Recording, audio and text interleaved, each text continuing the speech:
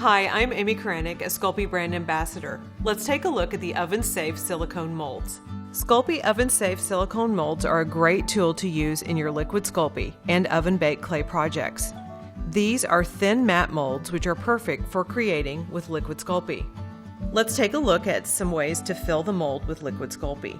I've chosen a peacock pearl and it's already been stirred and it's ready to go.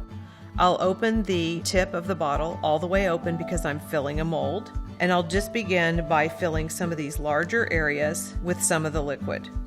Now I don't want to overfill, so I leave a lot of space, and there's a couple different techniques that I can use to fill all the gaps. I can use my fingertip and just spread in circular motions. Another method for filling the mold would be to use the enclosed squeegee. You can use the tip of the squeegee to manipulate and move that liquid all around. And when you see those little dark areas where the liquid is not fully filling, you can either add more or use your squeegee to push the liquid exactly where you want it. If you notice an air bubble in the liquid, you can easily pop it with a needle tool.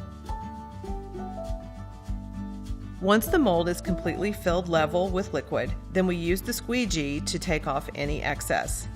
Just hold the squeegee at a 45-degree angle to the texture and drag it across. The squeegee can be easily cleaned up with paper towels or baby wipes. Now the mold is ready to be baked in your home oven following the baking instructions for Liquid Sculpey. This mold has been baked and I've allowed it to cool completely.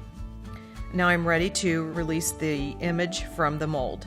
I do so by gently flexing the corner of the mold and just grabbing the piece of baked liquid with my fingertips and then gently peel back.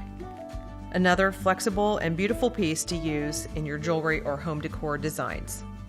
Let's take a look at using one of the thin matte molds as a texture sheet. I have a sheet of Primo already prepared.